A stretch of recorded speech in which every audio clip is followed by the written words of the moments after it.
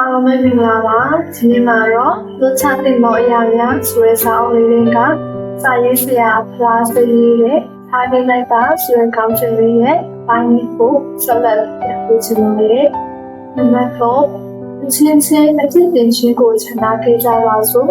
အဖြစ်ပူသောအရာကိုကျွန်တော်တို့၏နေ့စဉ်ဘဝတွင်အခါတည်းကလောက်ဆောင်ကြရဖြစ်ပြီးအချင်းအရာလက်ကလူအချင်းချင်းဆက်သွယ်မှုကိုဝေးကွာသွားစေနိုင်ပါသည်အခါကအလုံးစုံနဲ့ပြကြတူပြီးသူ၏စာရေးသူအပေါ်အလုံးအမြင့်စိတ်ဆိုးတဲ့လူတွေသည်အကြောင်းရင်းကကိုစာရေးသည်အမားလုပ်ခဲ့သောကြောင့်ဖြစ်ပြီးစာရေးကသူ၏အကျင့်ကိုခွင့်လို့ပေးတဲ့ကြောင်းမှန်တော်တဲ့မန်နေဂျာကြီးကစိတ်ဆိုးမပြေရှိနေတာသည်ထို့စဉ်ဓမ္မဆရာကြီးရောက်လာပြီးသူကဝိုင်းဝန်းတောင်းပန်တော့လေမန်နေဂျာကြီးကပြန်မလို့နိုင်ပဲအလုပ်ထုတ်ပေးလိုက်ပြီးဓမ္မဆရာကအဲ့ဒီစာရေးရဲ့အမားကတိတ်ကြီးမလို့လားလို့ပြောလိုက်ပြီးမန်နေဂျာကတိတ်မကြီးမားပါဘူးလေဒါပေမဲ့ကျွန်တော်ကဘလောက်နေသားတွေကိုအစကတည်းကမှားလာတယ်အလုံးနဲ့ပတ်သက်ရင်အမားမခံဘူးတစ်ချက်မှရင်ထုတ်ပြမယ်လို့သိပေးထားတယ်ပို့ဆိုသည်ဓမ္မဆရာကြီးကတက်ပြီးချပြီးခင်ဗျားရဲ့လောက်နေသားတွေကိုဒုတိယအကြိမ်အခွင့်အရေးမပေးတော့ဘူးလားဟုတ်ပြီမန်နေဂျာကြီးကခေါင်းခါလိပြီဟိုအခါဓမ္မဆရာကြီးကဒီမှာမန်နေဂျာကြီးခင်ဗျားသိပြန်ကောင်းတယ်ကျွန်တော်တို့ခင်ဗျားတို့ကိုယ်ွယ်တဲ့ဖရားကတစ်ချက်ကလေးမှအမားမခံတဲ့ခင်ဗျားတို့မန်နေဂျာလို့ဟုတ်လို့ခင်ဗျားသိပြန်ကောင်းတယ်လို့ပြောပြီးဆက်သွားပြီးတော့ဒီထို့ကြောင့်အနိုင်မဲ့အရှင်ဖြစ်တော်ဖရားကကျွန်တော်တို့ဒီပြည့်လျက်ဖြစ်စေမပြည့်လျက်ဖြစ်စေပြုမိတော်အတင်များကိုယနေ့ချိတိုင်လုပ်ပြီးတော့ကြောင့်အချင်းချင်းပြုမိတော်အတင်များကိုလုပ်ဖို့ပါအချင်းချင်းကျေးဇူးပြုခြင်းတနာဆောင်ပဲခြင်းဘုရားသခင်ဒီခရစ်တော်ကြောင့်သင်တို့၏အဖြစ်ကိုတကယ်တော့အချင်းချင်းအပြည့်လို့ခြင်းရှိကြတော့အဖက်ခံခြင်းလေးခံရတော့ဆင်းနေနံပါတ်၄ဘုရားသခင်ရဲ့ဝေဘွားစေသောအရာများကိုခြံထားကြပါစို့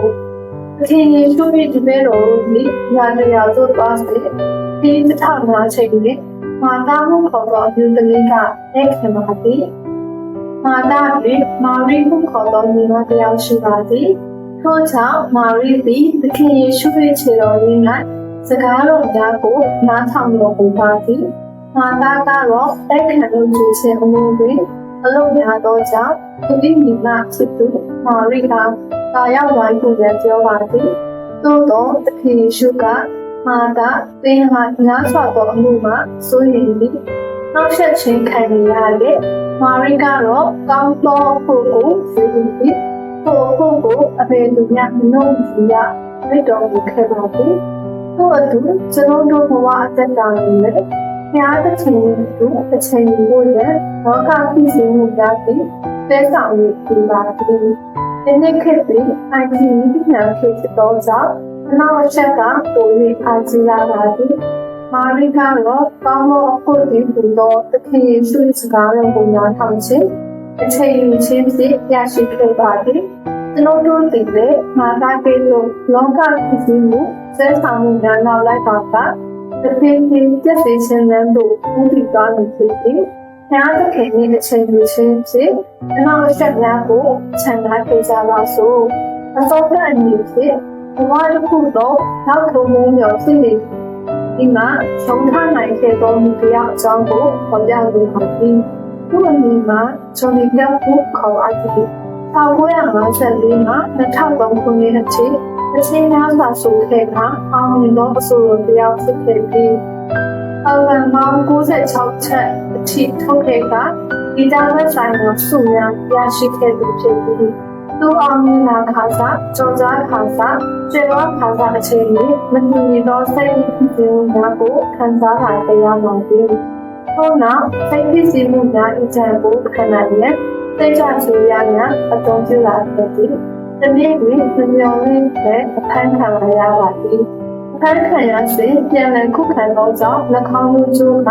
ပေါ်ရင်းချောင်းလေးကျိုးခဲ့ရပါသည်။နှစ်တော်ကြောင့်အခန်းခံပြီးတော့1990ခုနှစ်မေလ9ရက်နေ့တွင်တိုင်းစစ်ဗိုလ်ချုပ်တို့ပေါင်းခဲ့ပါသည်။ ဘုရားဝတ်ပြုပြီးဝေဒနာကထောင်ပြီးနောက်စိတ်တို့ချစ်ခြင်းခံရကဘတ်တော်ကိုအသေးစိတ်မှရှိဖြစ်လက်ခံခဲ့ပါပြီ။ထို့နောက်ပင်မသောဝိနုညာကိုချာကဆရာတော်ဤဆုတောင်းခြင်းကိုခံယူခဲ့ပါသည်။နောက်ပိုင်းတွင်ပေါင်းမြင်သောအဆိုတော်ဖြစ်၎င်းဘုရားဘုန်းတော်ရှင်ရှားစိတ်တော်ကိုဖြစ်၎င်းကောင်းဆုံးသက်ရှင်ခဲ့ပါသည်။လူသိဖြစ်ခဲ့သောသူတန်တဲ့သို့ကျွန်ုပ်တို့၏ဒေဝဝိညာဉ်၏မလွန်မြောက်နိုင်ခြင်းများကိုကိုတော်လာသည်။အရေးကြီးဆုံးမှာကိုရောရှိတော်တို့မရောက်နိုင်ခဲ့ဖို့ဖြစ်သည်။နည်းနည်းပင်ပန်းသောသူအပေါင်းတို့ငါချန်လူလာလောဟုအသိတော်ရှိပါသည်။နေ့ရက်တိုင်းအမုန်းတရားများမနာလိုခြင်းများအပြည့်မလို့နိုင်ခြင်းများမလွန်မြောက်နိုင်ခြင်းများကိုခြံရခကိုရောနှင့်အတူအာယူပြီးကြော်ထက်ကြပါဆိုလို့အားပေးကြစေ။ဒါစေပြုပြီးနေ